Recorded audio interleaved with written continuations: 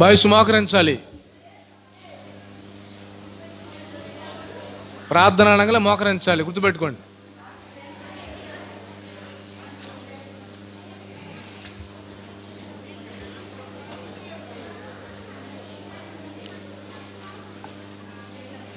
పరిశుద్ధులైన మా తండ్రి, జీవముగల యేసయ్యా, నీ బంగారు పాదాలకి మధ్యాహ్న కాల సమయంలో నీకు స్తోత్రాలు.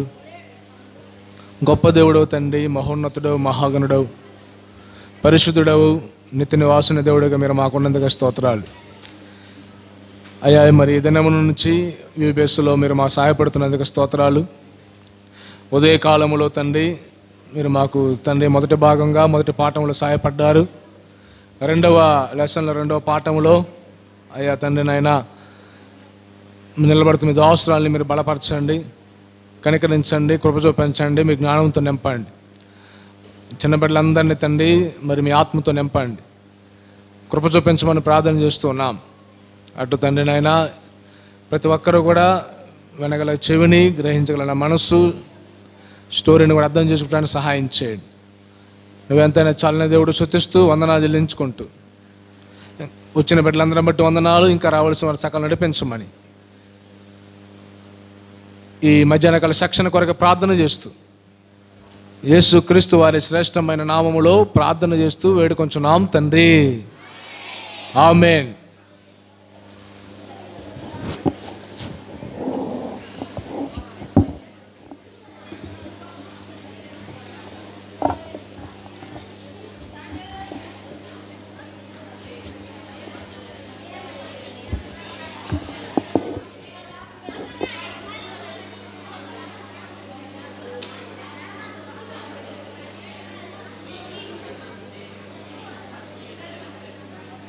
అందరికీ ప్రైజ్ లార్డ్.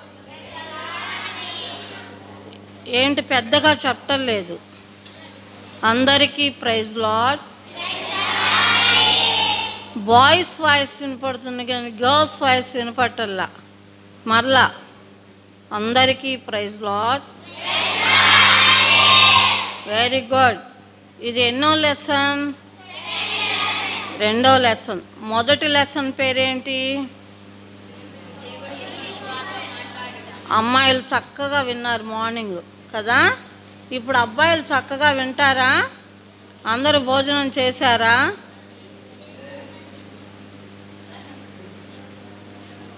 అందరి దగ్గర బైబిల్స్ ఉన్నాయా? Very good. అమ్మాయిలకైతే బైబిల్తో పాటు ఇంకోటి ఉండాలి తెలుసా? చున్నీలు ఉండాలి, తప్పనిసరిగా చున్నీలు ఉండాలి. సరే, మనం అందరము ఎక్కడికి వచ్చాము? వీబీఎస్కి వచ్చాం. అద్దంకిలో ఉన్నటువంటి బెరాకాలో జరిగేటువంటి వీబీఎస్కి వచ్చాం. అందరైతే సెలవులకి చుట్టాల ఊర్లకని లేకపోతే ఏదేదో టూర్లకని వెళ్తారు. మనమైతే చక్కగా దేవుని ఆలయంలో జరిగేటువంటి వీబీఎస్కి మనం వచ్చాం. సరే, మీలాంటి ఇద్దరు పిల్లలు ఉన్నారు. ఎంతమంది ఉన్నారంట? ఇద్దరు పిల్లలు ఉన్నారు. వాళ్ళ పేర్లు జానీ, జీన్. ఏంటంట వాళ్ళ పేర్లు? జానీ. ఈ పేర్లు మీరు ఇష్టపడుతున్నారా? చక్కగా ఉన్నాయి కదా. ఓకే. ఈ జానీ, జీన్ కూడా అంట మీలాగే వీళ్ళకి కూడా వేసవి కాలం సెలవులు ఇచ్చారంట. ఏమిచ్చారు? సెలవులు. అంటే ఎంతమందికి ఇష్టం? అందరికి ఇష్టమే కదా. సెలవులు ఇచ్చినా బాగానే ఉంటుంది, ఒక 4 రోజులు అయినాక మళ్ళీ బోర్ కొట్టుద్ది కదా. అయితే వీళ్ళకి కూడా వేసవి కాలం సెలవులు ఇచ్చారంట. వీళ్ళు ఏం చేశారంటే వేసవికాలం సెలవులు కదా, మరి ఊరికి వెళ్ళారంట. ఆ ఊరికి వెళ్ళి ఏం చేశారంటే అక్కడ ఒక చిన్న అడవికి వెళ్ళారంట. ఎక్కడికి వెళ్ళారు? అడవిలో ఏముంటాయి? జంతువులు ఉంటాయి, పక్షులు ఉంటాయి, ఇంకా క్రూర జంతువులు ఉంటాయి, క్రూర జంతువులు కూడా ఉంటాయి కదా. మీకు ఏ జంతువులు అంటే భయం? సింహం అంటే భయమా? అబ్బో, పులి అంటే భయం లేదు కదా. అయితే వీళ్ళిద్దరూ అంట అక్కడున్న చిన్న అడవికి వెళ్ళారంట. వెళ్ళినప్పుడు వాళ్ళకి అక్కడ ఏం కానొచ్చింది అనుకుంటున్నారు? సింహం కానొచ్చింది అనుకుంటున్నారా? పులి కానొచ్చింది అనుకుంటున్నారా? అవి కానొస్తే మనం ఇక్కడ ఉంటామా? భయపడిపోతాం కదా. అయితే వీళ్ళకి అవి కనిపించలేదంట. వీళ్ళకి ఏం కనిపించిందంటే ఒక చిన్న జింక పిల్ల కానొచ్చిందంట కదా. జింక పిల్లని ఎప్పుడన్నా చూసారా? అది పరిగెత్తలేదు కదా. పరిగెత్తలేదా? పరిగెత్తుద్ది, చెంగున పరిగెత్తుద్ది. అయితే వీళ్ళు ఎలాంటి చూశారు? చిన్నది చూశారు. మరి చిన్నది చాలా ముద్దుగా ఉన్నది, చాలా బొద్దుగా ఉన్నది కదా. అలాంటి దాన్ని చూసేటప్పటికి వీళ్ళు దాన్ని వదలబుద్ధి కాల. దాన్ని చక్కగా దగ్గరికి తీసుకొని ఆడుకుంటా ఉన్నారు. ప్రతిరోజు వాళ్ళకి అది టైం పాస్ అన్నమాట.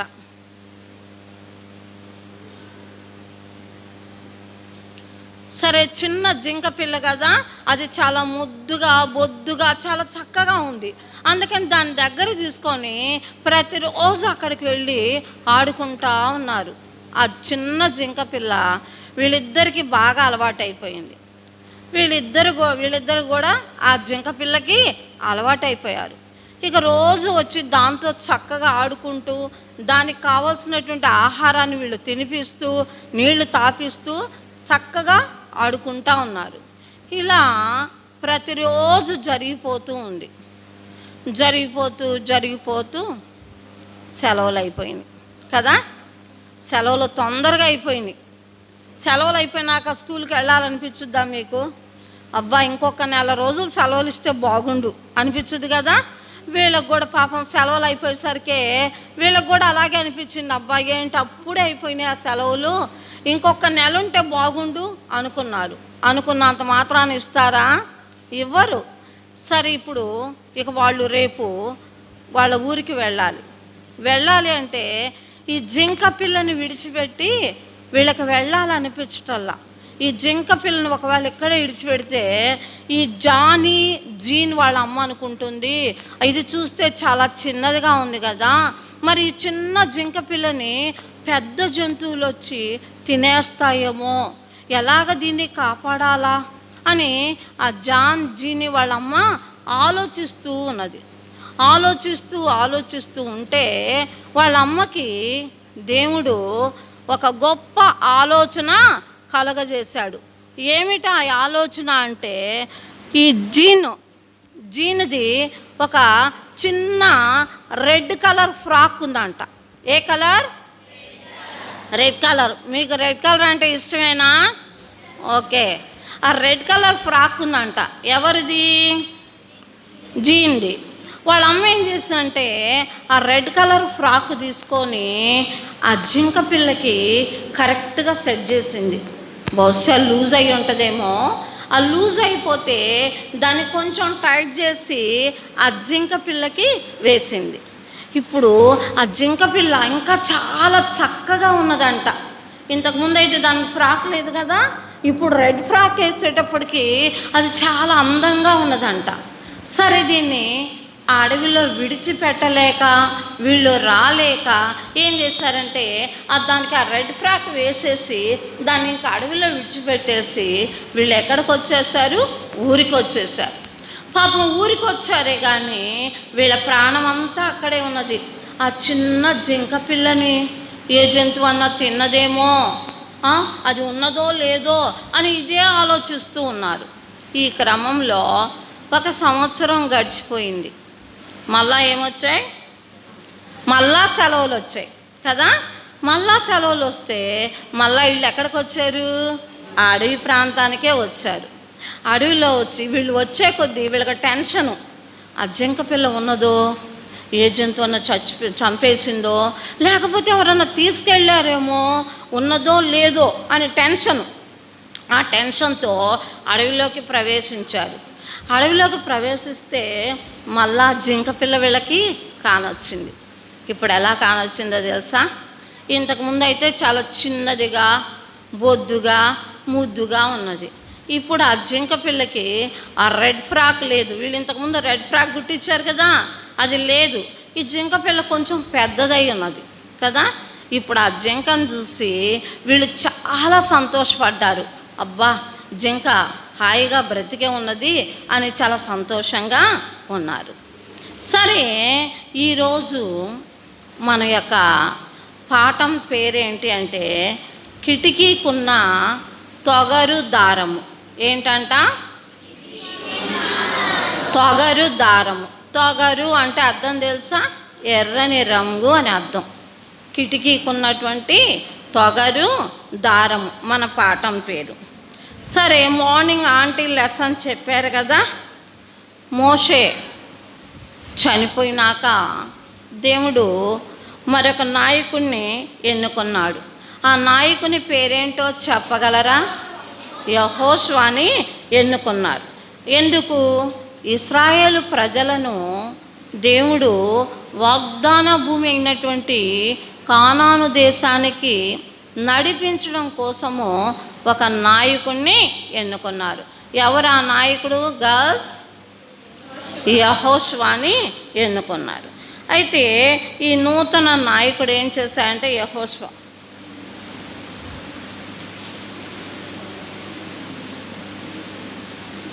ఈ నాయకుడు ఏం చేశారంటే ఒక ఇద్దరు వేగుల వారిని కనాన్ దేశానికి వీళ్ళు వేగు చూడటానికి ముందు ఏం చేయాలంటే ఇద్దరు మనుషుల్ని యోర్దానుకు పంపించారు. ఈ యోర్దాను అంటే యెరికో పట్టణానికి పంపించాడు. యెరికో ఎక్కడున్నదంటే యోర్దాను నది ఒడ్డున ఉన్నటువంటి ఒక పెద్ద పట్టణం. అంటే కానాను దేశానికి వీళ్ళు ప్రవేశించాలి అంటే మొట్టమొదటిగా యెరికో పట్టణాన్ని వీళ్ళు ప్రవేశించాలి.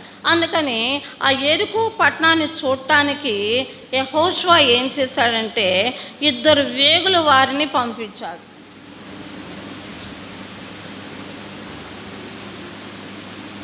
ఎక్కడికి పంపించారు? యెరికోకి ప్రవేశించారు. ఇప్పుడు చూడండి, యెహోషువ ఏదైతే చెప్పారో ఈ వేగుల వారికి, వేగుల వారు తప్పనిసరిగా యెహోషువ మాట విన్నారు.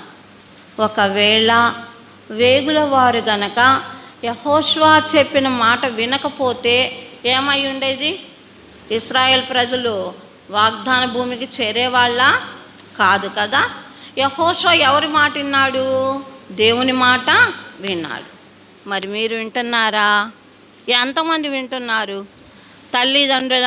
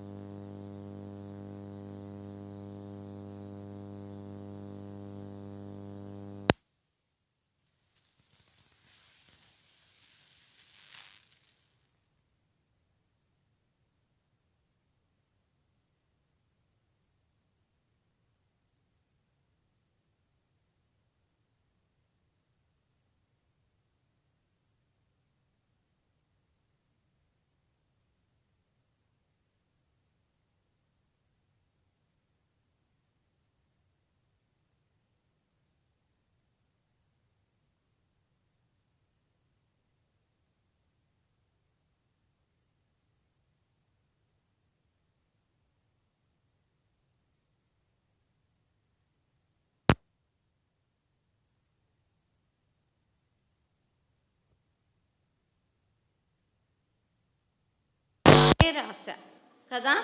కొంతమంది మా ఇంట్లో రాత్రి కరెంటు లేదు, అందుకని హోంవర్క్ చేయాల, ఇలా రకరకాలుగా, రాత్రి నాకు ఆరోగ్యం బాగలేదు, జ్వరం వచ్చింది, ఇలా రకరకాల సమాధానాలు చెప్తారు. నిజము అనేది ఎవరైనా చెప్తారా?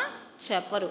కాబట్టి మనం వివిఎస్కి వచ్చి ఏం నేర్చుకోవాలంటే మొట్టమొదట ఏదైనా సరే నిజం చెప్పటం అనేది నేర్చుకోవాలి. అర్థమైందా? మన దేవుడు ఎలాంటి వాడంటే సత్యవంతుడైనటువంటి దేవుడు. మరి మన దేవుడే అంత నీతి నిజాయితీ గల దేవుడైతే ఆయన చేత సృష్టించబడినటువంటి మనము కూడా ఎలాగుండాలంటే ఎప్పుడు కూడా నిజాన్నే చెప్పాలి. అయితే ఈ యెహోషువ మాట, యెహోషువ చెప్పినటువంటిది వేగులు వారు విన్నారు. విని వాళ్ళు ఎక్కడికి వెళ్ళారు అంటే యెరికో పట్టణానికి వెళ్ళారు. యెరికో పట్టణం ఎక్కడుందని చెప్పుకున్నాం? యోర్దాను నది ఒడ్డున ఉన్నది. ఈ యెరికో పట్టణము కనాను దేశానికి ప్రవేశించాలంటే దీన్ని యెరికో పట్టణానికి వాళ్ళు రావాలన్నమాట. అయితే మనకి ఇంగ్లీష్లో ఒక పాట కూడా ఉంది కదా, ట్రస్ట్ అండ్ ఓబే. ఎప్పుడు కూడా మనం విధేయత చూయించాలి. మొట్టమొదట ఎవరికి విధేయత చూయించాలి? మనం సృష్టించిన సృష్టికర్త అయినటువంటి దేవునికి విధేయత చూయించాలి. రెండోది ఎవరికి చూయించాలి? మనకు ప్రత్యక్ష దైవాలు ఉన్నారు. ఎవరు ఆ ప్రత్యక్ష దైవాలు? మన తల్లి తండ్రి కదా, వాళ్ళకి విధేయత చూయించాలి. తర్వాత మనకు విజ్ఞానాన్ని అందించినటువంటి ఎవరు? గురువులకి విధేయత అనేది చూపించాలి. సరే, ఇప్పుడు యెహోషువ మాటలకు వేగుల వారు విధేయత చూయించారు. వీళ్ళు ఏం చేశారంటే, ఎంతమంది వేగుల వారు? ఇద్దరు ఎక్కడికి వెళ్ళారు? యెరికో పట్టణానికి వెళ్ళారు. అయితే ఆ యెరికో పట్టణానికి వచ్చేసరికి యెరికో పట్టణం చాలా పెద్దది, ఎత్తైనటువంటి కోట గోడల మీద ఉంది. అంటే చాలా ఎత్తులో ఉన్నదన్నమాట. ఎప్పుడన్నా కోటను చూసారా మీరు? చాలా ఎత్తైనది ఉంటుంది. ఆ కోట గోడల పైన యెరికో పట్టణం ఉన్నదంట.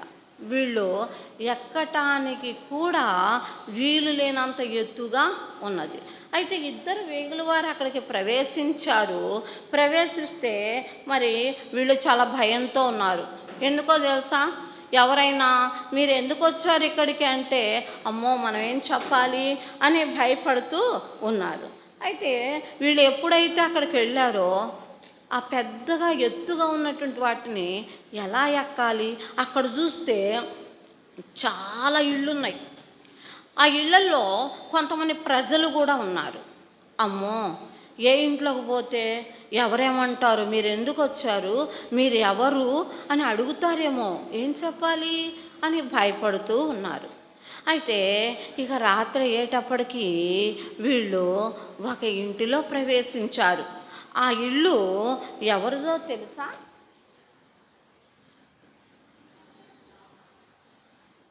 రాహాబు.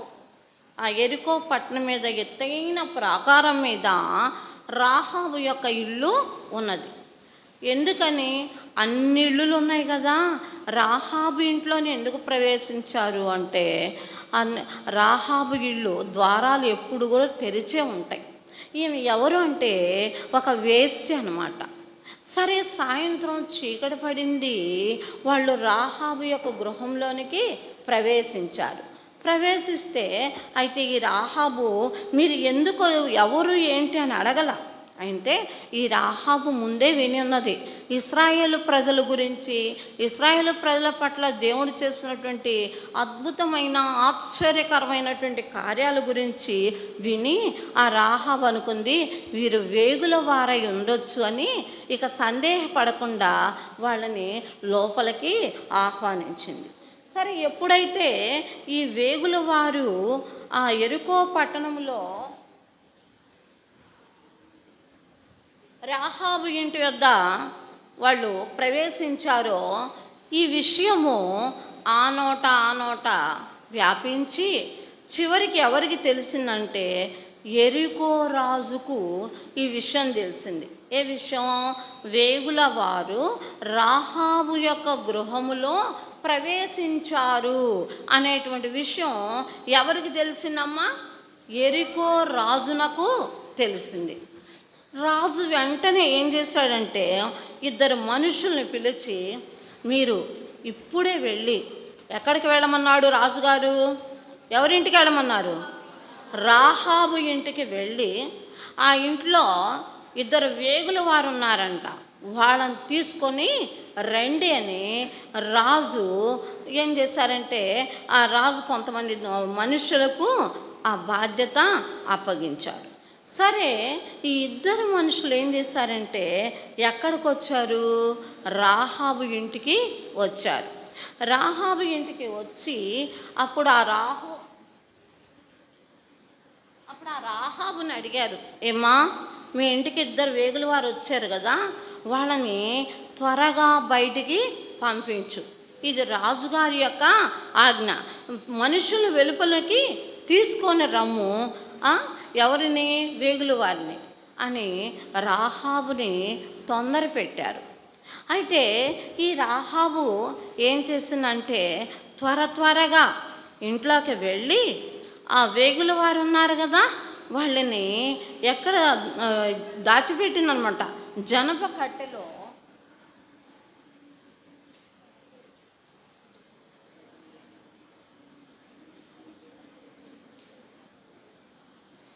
ఆ వేగుల వారిద్దరినీ కూడా ఈ రాహాబు ఏం చేశానంటే మిద్దె ఎక్కించి మిద్దె మీద జనప కట్టెలో వాళ్ళు కనిపించకుండా దాచిపెట్టింది. దాచిపెడితే ఈ వేగుల వారు ఏం చేశారంటే వచ్చి రాహాబు యొక్క ఇల్లు మొత్తము కూడా వెతికారు. ఎక్కడా కూడా వేగుల వారికి కనిపించలేదు. అప్పుడు రాహాబు చెప్పింది, అయ్యా, వేగుల వారు వచ్చిన మాట నిజమే కదా? నిజమా అబద్ధమా? నిజమే. వేగుల వారు వచ్చిన మాట నిజమే. కానీ వారు చీకటి పడుచుండగా ఎప్పుడు వెళ్ళారో ఎక్కడికి వెళ్ళారో నాకు తెలియదు అని చెప్పింది. మరి ఈమె నిజం చెప్పిందా అబద్ధం చెప్పిందా? అబద్ధం చెప్పింది కదా. నిజంగా వీళ్ళు ఎక్కడున్నారో తెలుసు కదా రాహాబుకి, ఈమె ఇంట్లోనే ఉన్నారు కదా. కానీ వాళ్ళు వెళ్ళిపోయారు చీకటి పడుచుండగా. వాళ్ళు ఎక్కడికి వెళ్ళారో ఎటు వెళ్ళారో నాకైతే తెలీదు. మీరు ఇప్పుడే వెళ్తే కనుక వాళ్ళు ఎక్కడైనా దొరికే అవకాశం అనేది ఉన్నది. కాబట్టి మీరు త్వరగా వెళ్ళి వాళ్ళని వెతకండి అని చెప్పింది. వీళ్ళు ఏం చేశారు? రాహాబు యొక్క మాటలు విని నిజమే కాబోలని వాళ్ళని వెతకడం కోసం వెళ్ళారు. ఎప్పుడైతే వాళ్ళని వెతకడం కోసం వెళ్ళారో ఈ రాహాబు ఏం చేసిందంటే గబా పైకి వచ్చేసి వీళ్ళను బయటికి రప్పించి అప్పుడు వీళ్ళతో చెప్పింది, అయ్యా, ఎరికో రాజు ఇద్దరిని పంపించారు మీకోసం. వాళ్ళకి నేను చెప్పాను, మీరు ఎక్కడికి వెళ్ళారో నాకైతే తెలియదు అని చెప్పాను. వారు మిమ్మల్ని వెతుక్కుంటూ వెళ్ళారు. మీరు ఏం చేస్తారంటే ఈ సమయంలో త్వరగా వెళ్ళి కొండ గుహలో దాక్కోండి. వాళ్ళు వెళ్ళిపోయిన తర్వాత 3 రోజుల దాకా మీరు అక్కడే ఉండండి. వాళ్ళు వెళ్ళిపోయిన తర్వాత అప్పుడు మీరు వెళ్ళిపోండి, బయటికి రండి అని వాళ్ళని ఏం చేశారంటే రాహాబు వాళ్ళకి చెప్పింది. మరి ఈ విషయంలో రాహాబు అబద్ధం ఆడిందా నిజమే చెప్పిందా? నిజమే చెప్పిందా? ఒకటి నిజం చెప్పింది, వేగుల వారు నా ఇంటికి రావటం నిజమే. కానీ వాళ్ళు ఇప్పుడు ఇక్కడ లేరు కదా, చీకటి పడుచుండగా వాళ్ళు వెళ్ళిపోయారు. ఎటు వెళ్ళిపోయారో నాకు తెలీదు. వెళ్ళిపోయారనే నిజమా అబద్ధమా? అబద్ధం కదా. మరి అబద్ధం ఆడొచ్చా మనం కదా? చిన్న పిల్లంగా మనం అబద్ధాలు అనేది చెప్పకూడదు. అబద్ధము కూడా ఏంటంట ఒక పాపము, అవునా?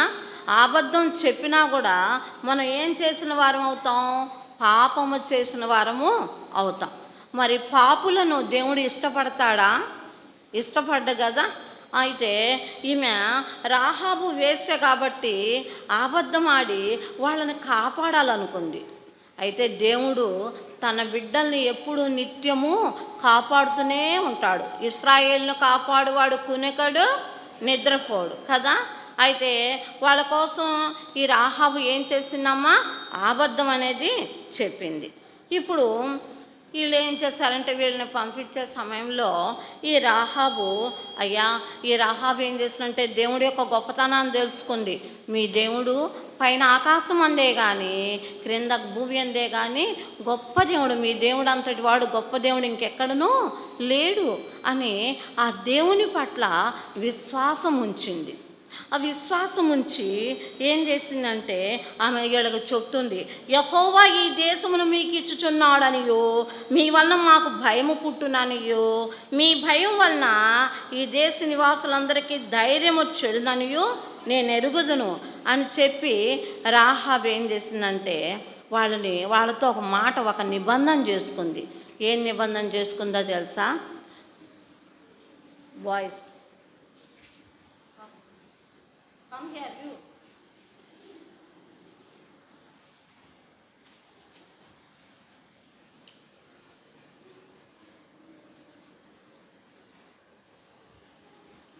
వాళ్ళతో ఒక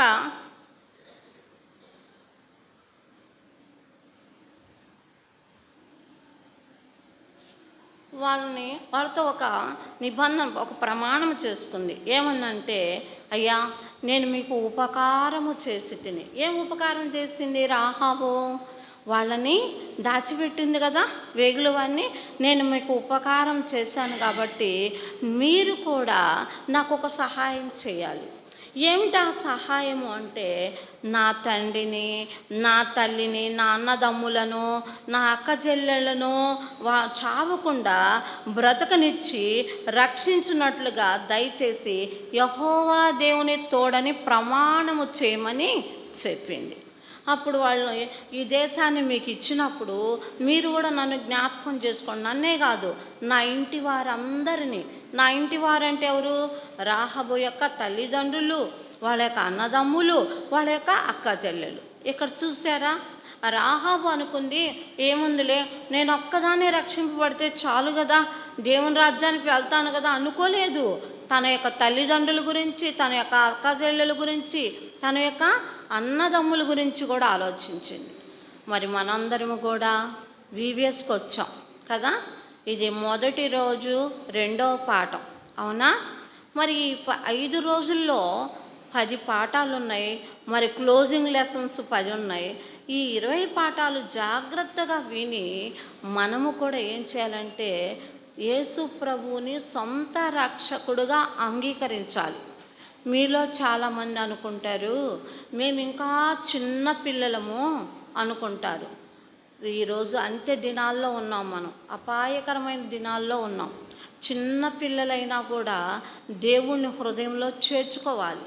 మీరు చేర్చుకోవటమే కాదు, కానీ మీరు వీవిఎస్ నుంచి ఇంటికి వెళ్ళిన తర్వాత కూడా మీ ప్రవర్తన ఎదువరికి ప్రవర్తనలాగా ఉండకూడదు. మీ ప్రవర్తనలో గొప్ప మార్పు రావాలి. మీ పేరెంట్స్ కూడా ఏమనుకోవాలి, అమ్మో మా పిల్లలు వీవిఎస్కి వెళ్ళొచ్చి ఎంత ఆత్మీయంగా, ఎంత దైవికంగా ఉంటున్నారో అని మన అమ్మ వాళ్ళు కూడా మనల్ని చూసి వాళ్ళు మారాలి కదా. ఇక్కడ రాహాబు నేను ఒక్కదానే రక్షింపబడితే చాలే అనుకున్నదా? అనుకోలా. తన ఇంటి వారి కూడా రక్షింపబడాలని కోరుకున్నది. సరే, ఆ వేగుల వారి చేత ఏం చేసింది? ప్రమాణం అనేది చేయించుకున్నది. ఇప్పుడు రాహాబు ఏం చేసిందంటే తన తల్లిదండ్రుల్ని, తన అక్కా చెల్లెల్ని, తన యొక్క అన్నాదమ్ముల్ని తన ఇంటిలోకి, తన గృహంలోనికి ప్రవేశపెట్టి వారికి సిలువన గూర్చినటువంటి సత్యాన్ని బోధించింది.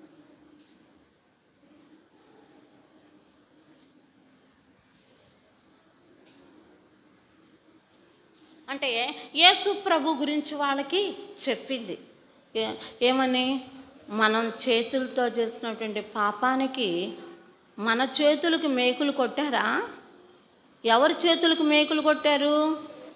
ప్రభు యొక్క చేతులకి మేకులు కొట్టారు. మనం కాళ్ళతో చేసిన పాపాలకి ఎవరి కాళ్ళకి మేకులు కొట్టారు? యేసు ప్రభు యొక్క కాళ్ళకి మేకులు కొట్టారు.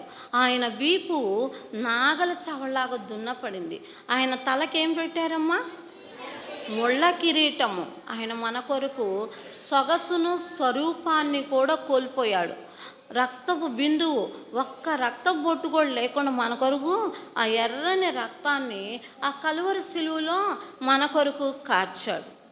ఈ సువార్త అంతా కూడా రాహాబు ఎవరికి బోధించింది? వాళ్ళ తల్లిదండ్రులకు, అక్కాచెల్లెళ్ళకు, అన్నదమ్ములకు బోధించింది.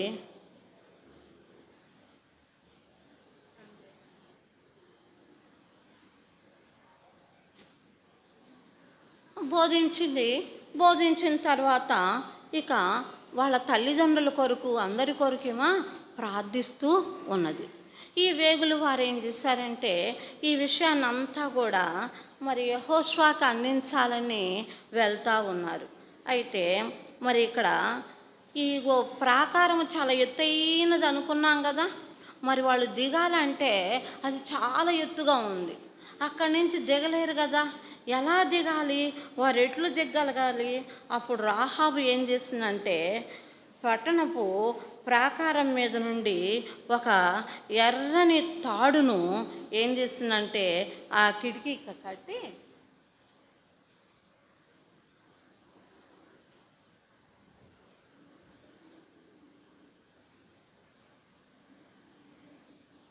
ఆ ఎత్తైన ప్రాకారం మీద ఉన్నారు కదా.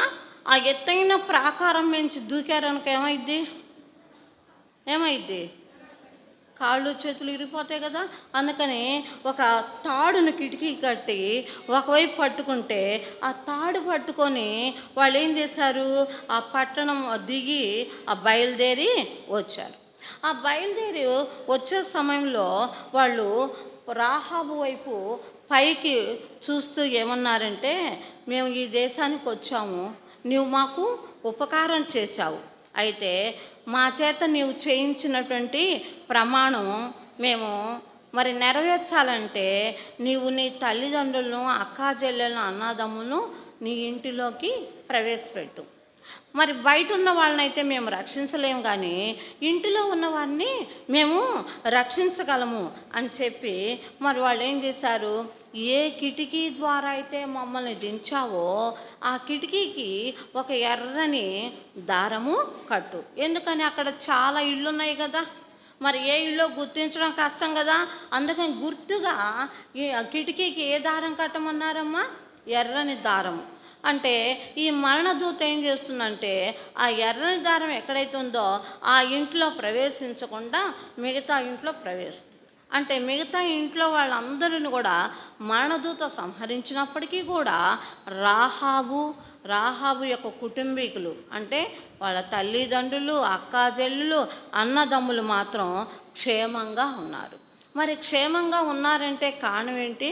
రాహాబు దేవుని పట్ల విశ్వసించటమే కాదు, కానీ తను విశ్వసించింది అంటే కానీ తన యొక్క కుటుంబీకులు కూడా విశ్వసించి రక్షింపబడాలని రాహాబు ఏం చేసిందంటే ఎంతో ప్రయాసపడింది కుటుంబీకుల కొరకు. కాబట్టి మనము కూడా మన అమ్మా నాన్న రక్షింపబడ్డారులే, మనం తర్వాతలే అనుకోవటానికి వీల్లేదు. మన ఇంట్లో వాళ్ళ కొరకు ఎవరైతే మన కుటుంబంలో ఎవరికైతే రక్షణ లేదో వారి కొరకు మనం ఏం చేయాలంట, నిరంతరం కూడా ప్రార్థన చేయాలి. రాహాబు ఏ విధంగా అయితే విశ్వాసం ఉంచి తన కుటుంబీకులను రక్షించుకుందో మనం కూడా విశ్వాసంతో దేవుని సన్నిధిలో ప్రార్థిస్తూ ఏం చేయాలో మన కుటుంబీకుల కోసం కూడా మనం పాటుపడాలి. ఇప్పుడు రాహాబు ఏమైపోయిందంట, ఆ తొగరు దారం కట్టి వాళ్ళని దించింది. ఇప్పుడు వేగులు వారు వెళ్ళిపోయినాక రాహాబు ఇంక వెళ్ళిపోయారులే, వాళ్ళు ఎప్పటికి వస్తారో కదా, తర్వాత 4 రోజుల తర్వాత కట్టుకోవచ్చులే ఆ కిటికీకి ఎర్రని దారం అనుకోలా. వాళ్ళు వెళ్ళినటువంటి మరుక్షణమే ఆమె ఏం చేసిందంట, ఆలస్యం లేకుండా ఆ తొగరు దారమును, ఆ ఎర్రటి దారాన్ని ఎక్కడ కట్టిందమ్మా? ఇంటి కిటికీకి కట్టింది. కట్టడం తను ఏం చేసింది, తన ఇంటి వారు కూడా రక్షింపబడ్డారు. అంటే యేసు ప్రభు యొక్క రక్తములో రాహాబు ఒకటే కాదు, తన ఇంటి వారు కూడా రక్షణ పొందారు. యేసు ప్రభు యొక్క రక్తం లేకుండా మనకు పాపక్షమాపణ అనేది లేదు. ఎవరైతే ప్రభు యొక్క రక్తంలో కడగబడతారో వారే రక్షణ పొందినట్లు. ఎప్పుడైతే మనం రక్షణ పొందుతామో దేవుని రాకడ ఎప్పుడొచ్చినా కూడా మనం నిర్భయంగా దేవుని రాక కొరకు ఎదురు చూస్తూ ఉంటాము. కాబట్టి క్రీస్తు ప్రభు యొక్క రక్తంలో మన యొక్క ప్రతి పాపాన్ని మనం ఏం చేయాలంట, కడుక్కోవాలి. కడుక్కొని మనల్ని మనం పవిత్రులుగా చేసుకొని ఆ పరలోక రాజ్యానికి మనము వారసులంగా అవ్వాలి. కాబట్టి ఈ రోజుల్లో మన ఎదుటికి, మన దగ్గరికే, మన ఇంటి ముందుకే, మన దగ్గరికే జీవవాక్యం వస్తుంది. ఎన్నో రకాల సాధనాల ద్వారా దేవుని సువార్త అనేది మనకు వినిపింపబడుతుంది. రేడియోల ద్వారా, ఈ రోజుల్లో రేడియోలు లేవనుకోండి, టీవీల ద్వారా, యూట్యూబ్ల ద్వారా, అనేక మంది సేవకుల ద్వారా, అనేక మంది సువార్తికుల ద్వారా, ఇంకా అనేక మంది విశ్వాసుల ద్వారా, కరపత్రికల ద్వారా దేవుని వాక్యము అనేది మన ముందుకే వస్తుంది. అయితే జాగ్రత్త, ఈ సమయంలో నీ దగ్గరకు వచ్చినటువంటి దేవుని వాక్యాన్ని నిర్లక్ష్యం చేయవద్దు. నిర్లక్ష్యం చేస్తే మన పరిస్థితి ఎలాగవుతుందో తెలియదు. రాహాబు నిర్లక్ష్యం చేస్తే తన ఇంటి వారు రక్షింపబడేవారా? కానే కాదు. కాబట్టి ఈరోజే మన హృదయంలో దేవుణ్ణి సొంత రక్షకుడిగా అంగీకరించి మనం ఏం చేయాలి? హృదయంలో చేర్చుకొని, అయ్యా ప్రభువా, నా పాపమును క్షమించయ్యా అని మనం ఒక్క మాట ప్రార్థన చేసుకుంటే దేవుడు క్షమించుటకు సిద్ధ మనస్సు కలవాడు. అడుగు వాటన్నిటికంటే, ఊహించు వాటన్నిటికంటే అధికముగా ఇచ్చేటువంటి గొప్ప దేవుడు. ఈ రక్షణ అనేది మనకేమైనా కొత్త బట్టలు కావాలంటే షాప్కి వెళ్తే లభిస్తాయి కదా, ఇంకేది కావాలన్నా షాప్కి వెళ్తే డబ్బులు ఇస్తే ఇస్తారు. కానీ రక్షణ అనేది డబ్బులు ఇచ్చి కొనుక్కునేది కాదు. యేసు ప్రభు నీ హృదయం నాకిమ్ము అంటున్నాడు. కాబట్టి ఈ సమయంలోనే మనం దేవునికి మన హృదయం ఇచ్చామనుకో, ఏమైద్ది? మనం రక్షింపబడిన వారం అవుతాం, దేవునిలో నిత్య సంతోషంగా ఉండగలం. అయితే ఈరోజే మనం ఏం చేయాలంట? సొంత రక్షకుని మన హృదయంలోనికి అంగీకరించాలి. కాబట్టి పస్కా పండుగ దినంన ఆ ద్వారమునకు ఏం చేశారమ్మా? ఎర్రని దారమును కట్టారు. ఆ మరణదూత ఏమైందమ్మా? వీరిని తప్పించి వెళ్ళిపోయింది. కాబట్టి వీరి కుటుంబం వారు రక్షణలోకి వచ్చారు. ఈ సమయంలో మీరు కూడా దేవుణ్ణి కనుక అంగీకరించినట్లయితే, మీ సొంత రక్షకునిగా అంగీకరించినట్లయితే మనం ఎంతో ధన్యులం. VBSకి వచ్చామా, 5 రోజులు ఉన్నామా, తిన్నామా, వెళ్ళామా అని కాదు, కానీ మనకు రక్షణ అనేది వచ్చిందా లేదా, అది ఇంపార్టెంట్. బాయ్స్ని, గర్ల్స్ని కొన్ని క్వశ్చన్స్ అడుగుతా, చెప్పండి. యెహోషువ ఎవరిని పంపించాడమ్మా యెరికో పట్టణానికి? వేగులు వారిని. బాయ్స్ని అడుగుతుంటే గర్ల్సే చెప్పారు. గర్ల్స్, వేగులు వారిని ఎందుకు పంపించారు? యెరికో పట్టణానికి వేగులు వారిని ఎందుకు పంపించారు? బాయ్స్ చక్కగా నిద్రపోయి మీ ఇంటి దాకా వెళ్ళొచ్చారా? వేగు చూచుటకు వేగుల వారిని పంపించారు. రాహాబు యొక్క ఇల్లు పట్టణములో ఎచ్చడుందమ్మా? పట్టణపు ప్రాకారము మీద, ఎత్తైన ప్రాకారం మీద ఉన్నది. అయితే రాజు తన మనుష్యులను రాహాబు ఇంటికి ఎందుకు పంపాడు? రాహాబు ఇంటికి వేగుల వారు వచ్చారు కదా, వాళ్ళని తీసుకొని రమ్మని మనుషుల్ని ఎంతమంది పంపించారు? 2 పంపించారు. ఇప్పుడు రాహాబు వేగుల వారిని రక్షించేటువంటి నిమిత్తంలో నిజం చెప్పిందా, అబద్ధం చెప్పిందా? ఒకటి నిజం చెప్పింది, ఒకట. ఇప్పుడు దేనికి అది కరెక్ట్? నిజం అని సర్టిఫికేట్ ఇద్దామా, అబద్ధం అని సర్టిఫికేట్ ఇద్దామా? చెప్పండి. కడివెడు పాలు ఉన్నాయి, వాటిలో ఒక విషపు డ్రాప్ వేసాం. ఆ కడివెలు పాలు ఏమైపోతాయి? విషంగా మారుతాయి కదా. చిన్న అబద్ధమైనా అబద్ధమే. అక్కడ ఆమె అబద్ధం చెప్పాల్సిన అవసరం లేదు కదా, కానీ ఏం చేసింది? అబద్ధం అనేది చెప్పింది. వాగ్దానం నెరవేర్చడానికి రాహాబు ఏమి చేయవలసి వచ్చింది? 2 పనులు చేసింది కదా. ఏంటి? తన ఇంటికి ఎర్రని దారాన్ని కట్టింది.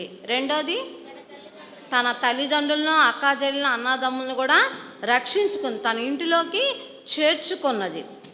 యెరికో నుండి వేగుల వారు ఎట్లు తప్పించుకొని పోయారు? బాయ్స్, దీనికన్నా ఆన్సర్ చెప్పండి. యెరికో పట్టణం నుండి వేగుల వారు ఎలా తప్పించుకొని పోయారు? ఎవరు కట్టారు ఎర్రని తాడు?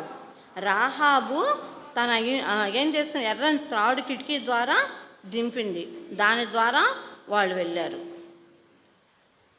రక్తము దేనికి గుర్తు?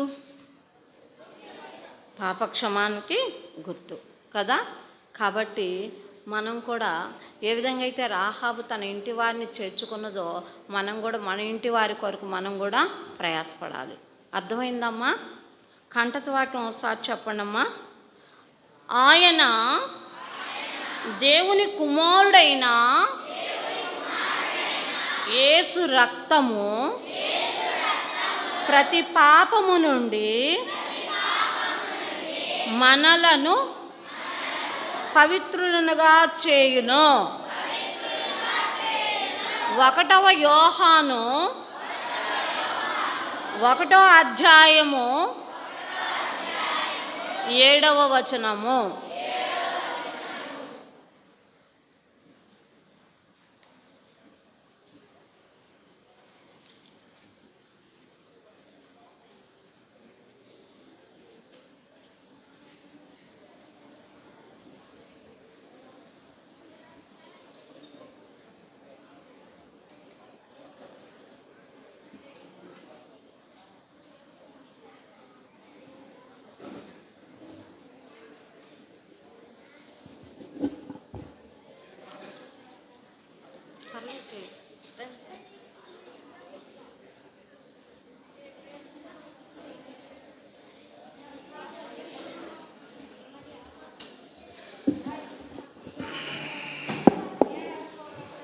లేచారా? నిద్రపోయే వాళ్ళందరూ లేచారా? ప్రార్థన చేసుకుందాం, మోకరిద్దాం. పరిశుద్ధుడా, నీ కొందనాలు నాయన. మీ దాసులను నిలబెట్టుకొని చెప్పండి మాటలను బట్టి స్తుతిస్తున్నాం తండ్రి. మరి బిడ్డల్లో మీ లోతైన కార్యం జరిగించండి. గురుపుడికి వెళ్తుండగా నీ సంతోడుగా ఉంచండి. అట్లు ప్రభువా, మరి టీచర్లు కూడా వారి విషయమై గ్రూపులలో వారితో మాట్లాడి సంభాషించి అట్లా మళ్ళీ రివిజన్ అయ్యా వేయటానికి సహాయం చేయండి, కృప చూపించమని వందనాలు చెల్లించుకుంటూ బిడ్డల్ని మీరు ఉత్సాహపరచండి, ప్రోత్సహించమని చెప్పబడిన మాటల్లో మీ కార్యం చేసి మీరు మహిమ పొందురమ్మని యేసుక్రీస్తు నామములో ప్రార్థన చేస్తూ వేడుకొంచున్నాం తండ్రి. ఆమేన్.